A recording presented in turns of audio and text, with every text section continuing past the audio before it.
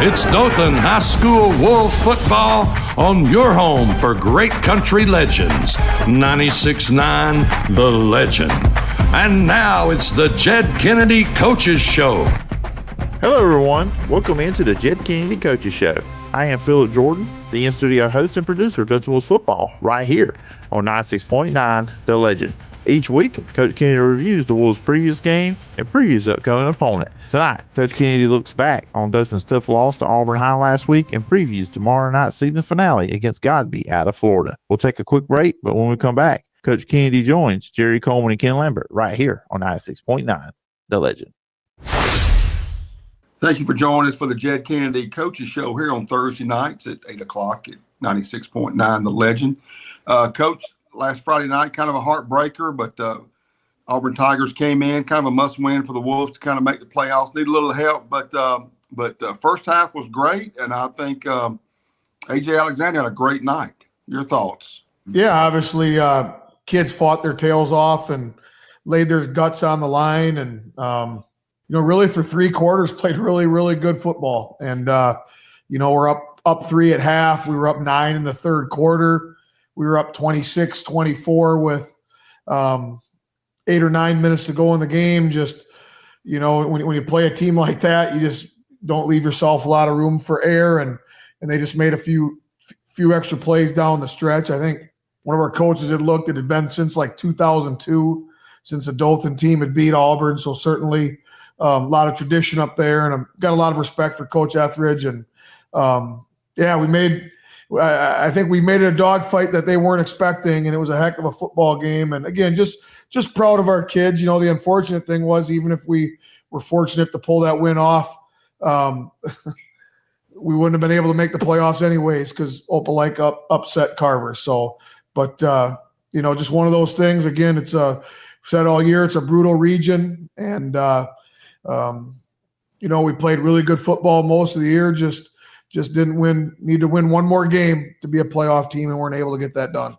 Coach Jerry mentioned a great night with A.J. Alexander. To get started, King Hall makes the huge pick, not quite a pick six, but almost a pick six.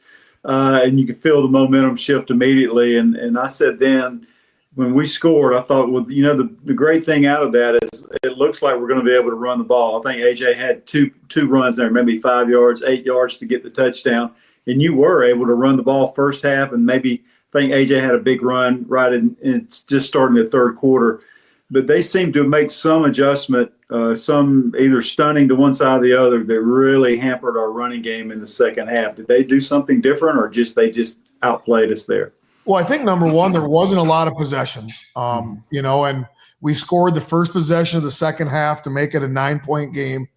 And then, they went down and scored, and then we had a drive. We didn't really move the ball. And the third drive, we got the ball down to the 30-yard line, had that long pass to Daniel George.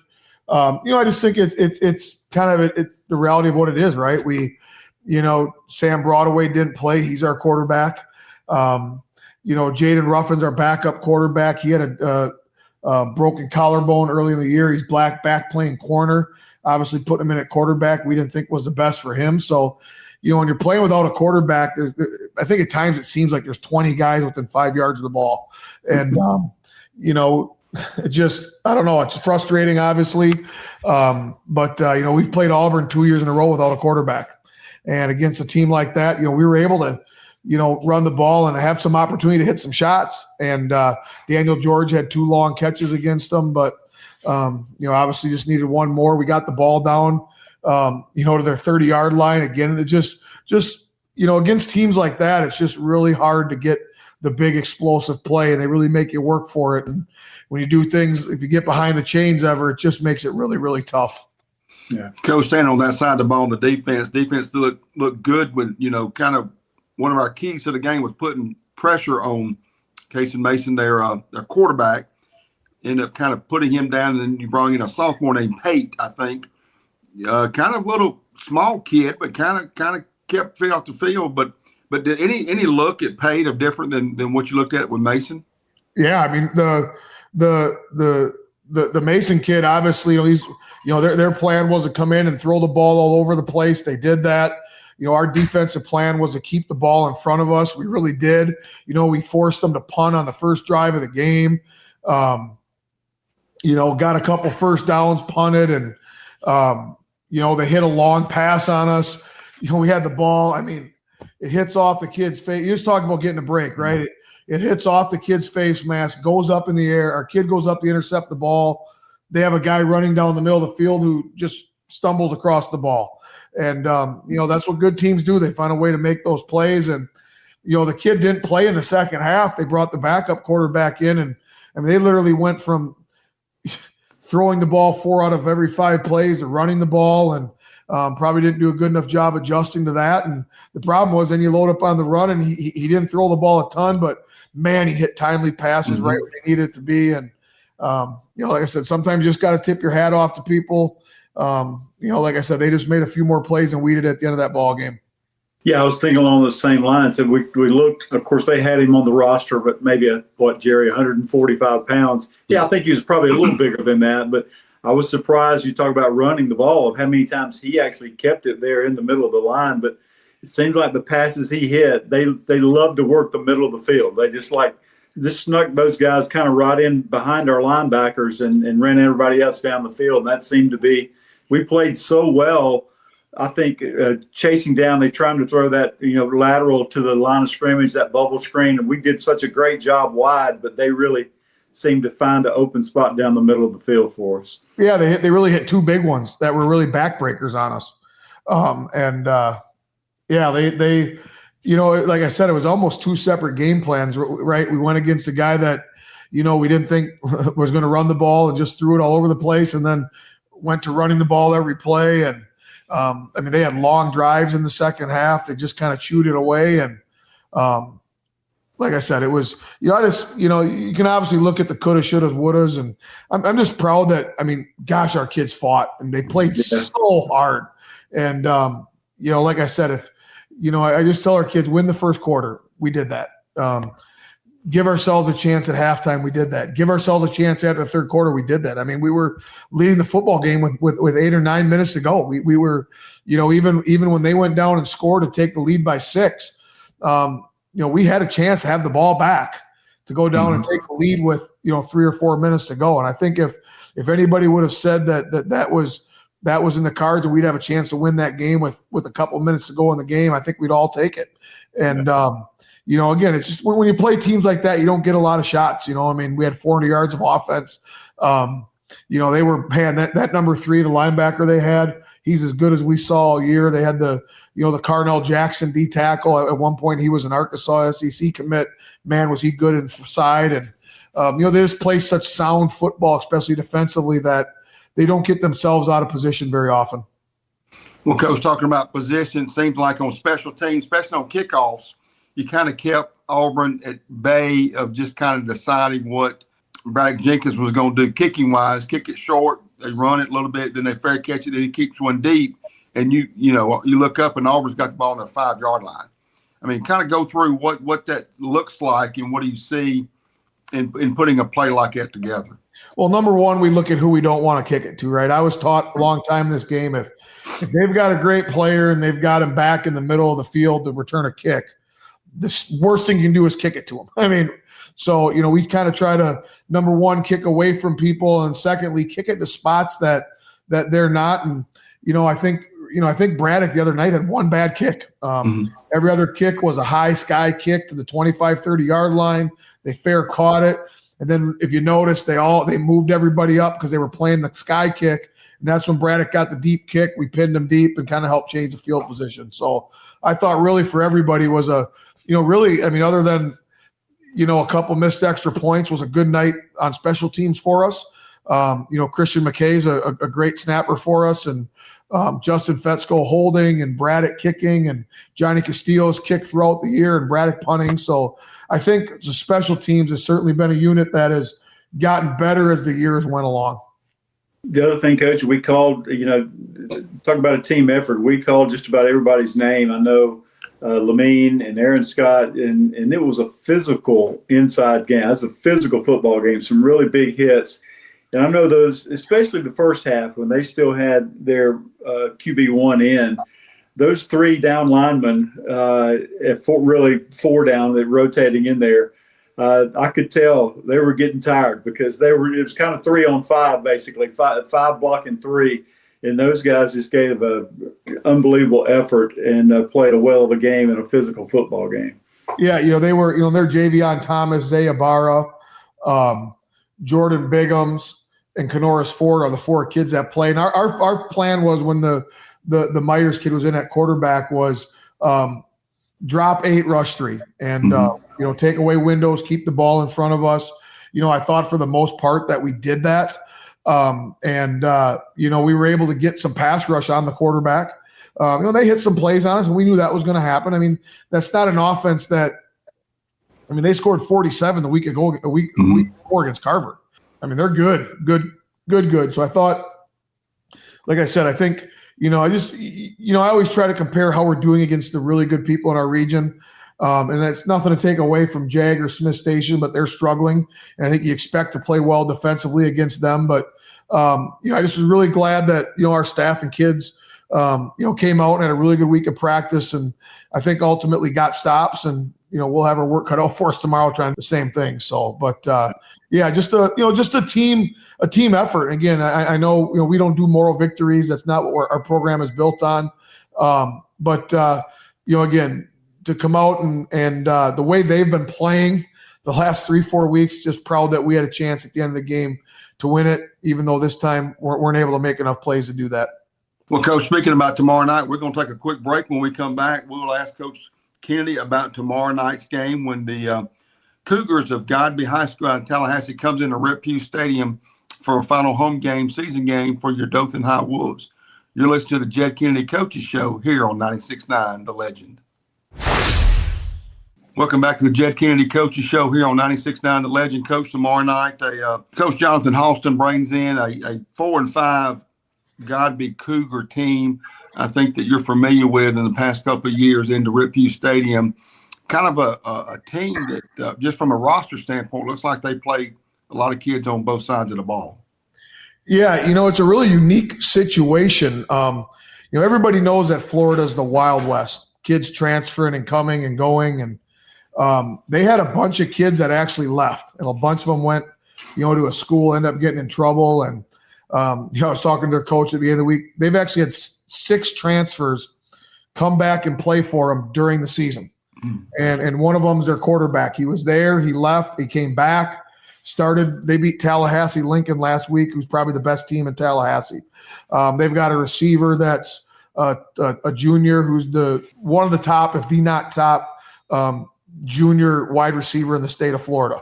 Been offered by everybody in the country. So, they score a lot of points. They're explosive.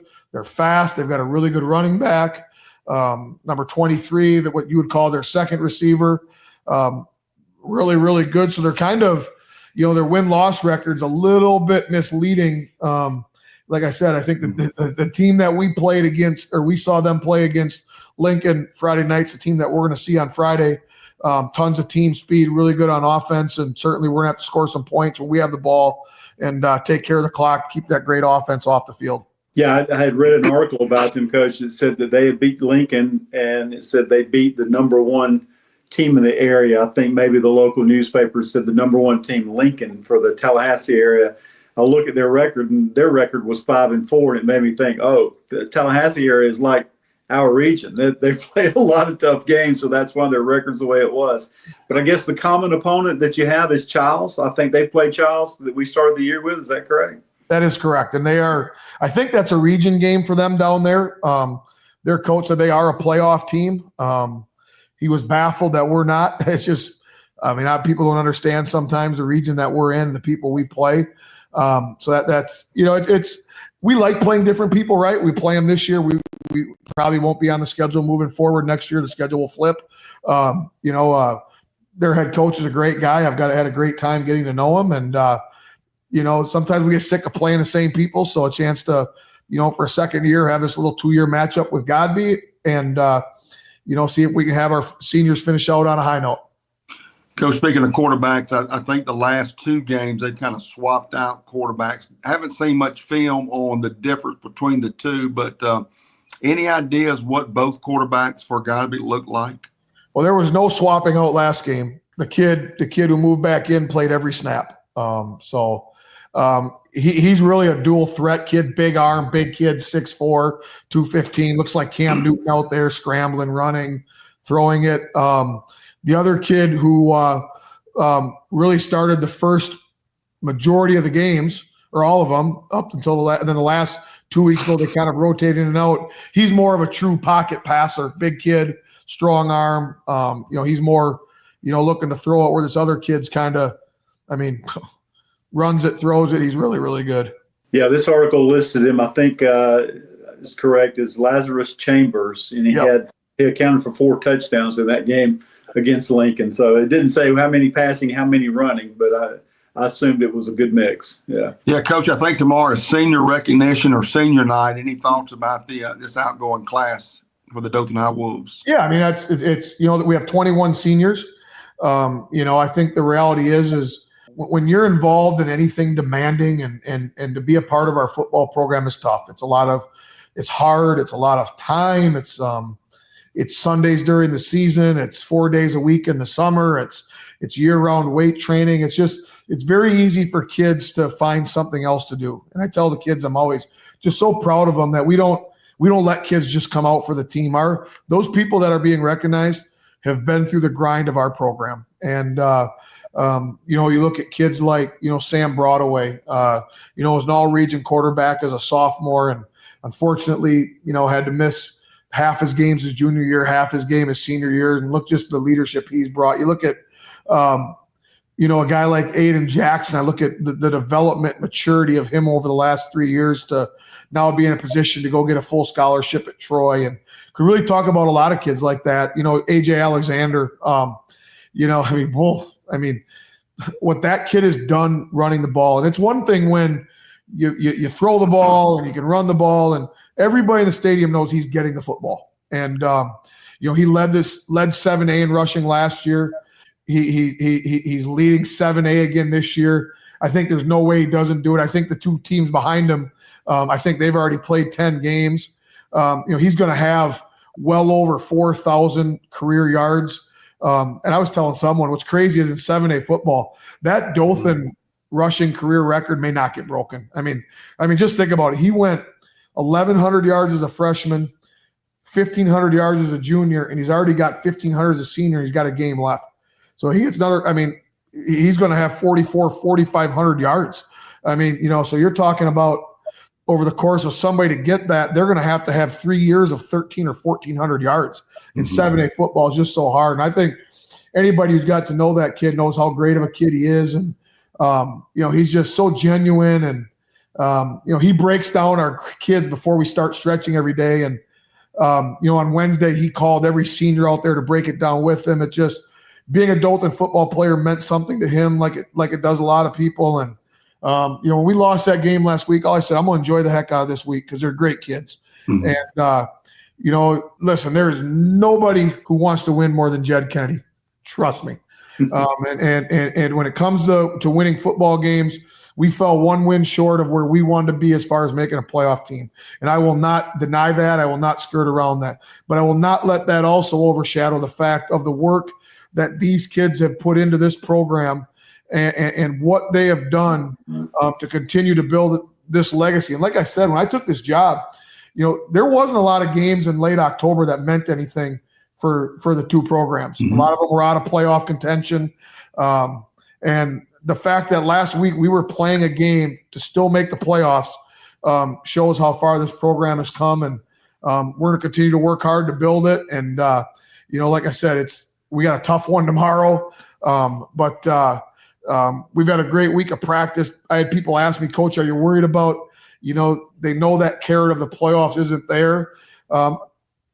Yeah, I did worry about that, to be honest with you, but there's been no effects of that in practice. It's been a spirited week of practice. Nobody's missed. Nobody's cashed it in. Just come out and finish this thing strong. Coach, you talked about all, the teamwork and the support staff. I think we noticed as just in warm-ups, just before you go into the locker room, I believe the Auburn coaches got together. They had a little time of prayer, and we tried to count everybody in the circle. I think they had well over 20, I want to say 22 coaches just in that little circle, and I don't think that was everybody. But it just made you think, you talk about building a team. You're building a program. There's so many people, and we have great resources, but I think there's still a long way that we have to go. I think about the support that you get from people, and maybe they're doing twice as much as some of these other schools have in terms of resources. And I know, just want to give you an opportunity to talk about just your support staff, from just everybody in the stadium, from the day that you throw the football on the field. There's a lot of people that's a part of that program. Yeah, there is. I think when you go to a football game, a lot of people don't understand the amount of manpower it takes to run a game. And I think anybody who comes to our game say it's a first class experience. When I'll give you a prime example. When we get off the bus to get to go to the locker room, our sideline is set up. And Austin Effinger has been, as everybody knows, a squirrel, has been doing it for a long time. With Northview and then through the consolidation. I mean, this thing means as much to him as anybody. And you go on there and our sideline set up, our TV set up, and our freshman coaches, they come and they help set up the sidelines, and Cody Jones leads setting up, and we run 3 different cameras during games. So we have film to break down afterwards and for our kids to have highlights when for after the season. So it's just a huge thing. I think a huge shout out goes to Coach Noble, our athletic director. Her and Tina Broadway are that's a days on days thing to get games ready. She hands, as you guys know, the announcer, a 50-page booklet of making sure people get recognized and get announced. And, it's just a lot of work that goes in, and we don't take those things for granted. And we've got the best radio crew in not only Southeast Alabama, but in the whole Southeast part of the country. And, the legend 96.9 is blowing up on Friday nights just to listen to those 2 guys, but just a lot of things. And I think probably one thing I do a poor job of is sitting back and reflecting how far we've come. Man, we have the last 4 years, we've been a playoff team. 2 years, we've had 2 8-win seasons. And, I think if we would sit here 4 years later and say that we've won 26 or 27 football games, everyone would say, we'll take it. And if they'd say we'd have won a playoff game, people would have said, we'll take it. And, to have a radio show, to have a coaches show, to have corporate sponsors to help fund things, to have the best producer, Philip Jordan, in radio. The guy is a podcast king. He's got people on from all over the country weekly. I just think when you do things like that, it's fun. And, I think that, again, we're certainly not, we haven't gotten to where we want to go, but we've made a lot of strides. We've made progress. I don't ever take for granted being the head coach and the pressure that comes with it. We obviously lose some great players after we walk off the field tomorrow, and our job is to come back to work on Monday and get ready for a great 26. But, we could talk about that at a later date. Tomorrow's about tomorrow. And we have our work cut out for us. They're really, really good. And they're very, very talented. And like I said, we're literally seeing players on film the last 2 weeks that haven't even been on the team. In the state of Alabama, you can't even do that. After the first contest, you cannot transfer and play for another school. So it's just a unique dynamic that we'll have to face. But our kids are up for it. One thing about our team, we're going to be physical. Coach Etheridge called me on Saturday, and he's probably my closest friend in the state coaching. He said, Coach, we hate playing you because you are so physical. We have kids banged up. We're sore.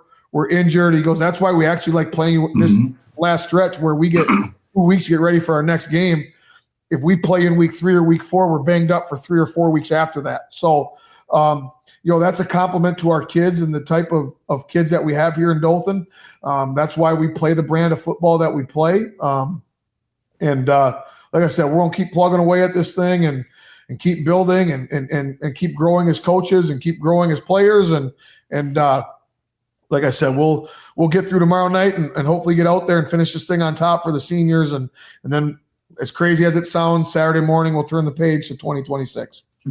Well, Coach, as always, we do appreciate your time of spending Thursday nights with us for just a short period to talk about Dothan Wolves football. And, of course, games from last week and also getting ready for tomorrow night's contest every week. And we do appreciate you taking the time and tell that to your family as well, because we know how busy a head coaching job is at Dothan High, and taking away out of that kind of family time. Sometimes we do appreciate it, and we don't take that for granted. So thank you. But that's going to wrap us up for the Jed Kennedy Coaches Show. If you can't make it, please make it. Try to make it to Rip Hughes Stadium tomorrow night. But if you can't, Ken and I will be on the air at 6:45 with a kickoff at 7 o'clock against the Godby Cougars out of Tallahassee.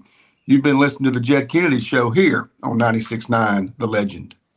You've been listening to Dothan High School Wolves football, exclusively on your home for great country legends, 96.9 The Legend.